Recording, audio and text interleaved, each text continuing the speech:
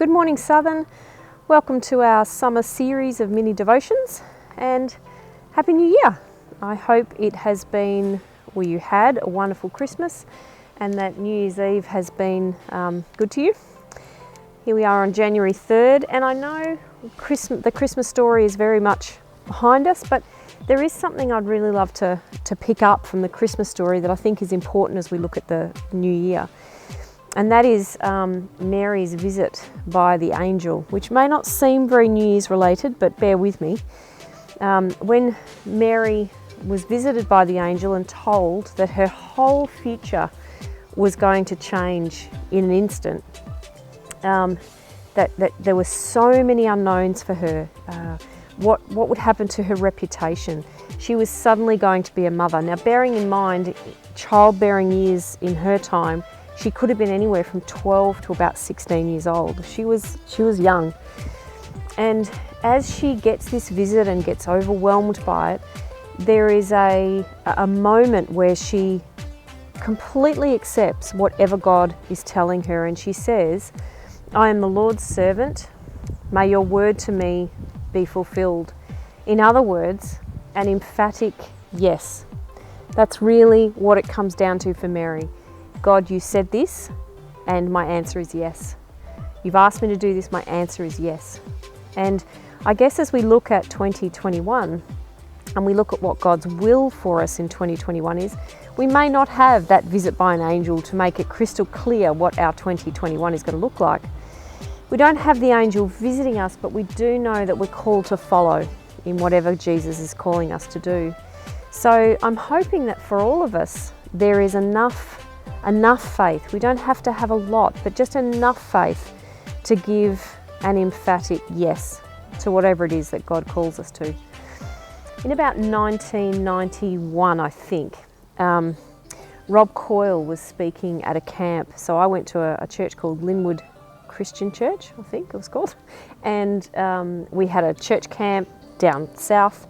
And as Rob did this series, I think there were 3 or 4 messages, and I was absolutely captivated from them. I had just come back to a rich and sort of deep faith. And so I soaked in every single word. And towards the end, or perhaps right at the end of his series of talks on this particular weekend, he said, "I would encourage you to pray this prayer." And I'm sure I've mentioned it at Southern before, but as a reminder, his prayer was, "I challenge you to pray this. God, I will go anywhere you want me to go. I'll do anything you want me to do. I'll say anything you want me to say. And I'll give anything you want me to give." It's a pretty full-on prayer. If it's prayed with meaning, it can be prayed in fear, that's okay. Mary said yes in fear.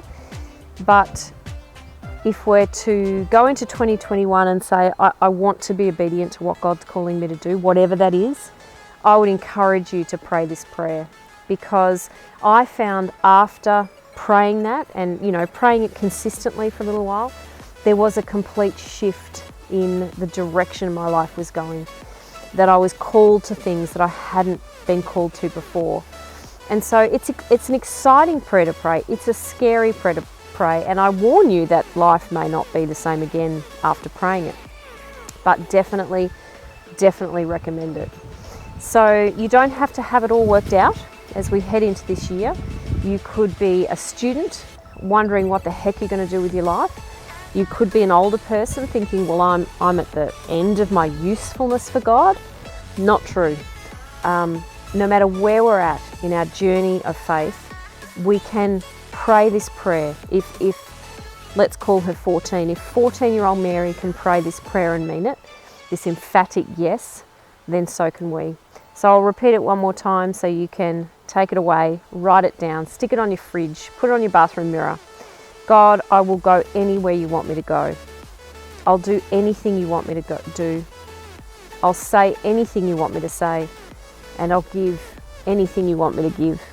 And we can do that knowing that we serve and follow an incredibly trustworthy and loving Father. So God bless you in this new year, and we look forward to seeing you at the next mini summer devotion.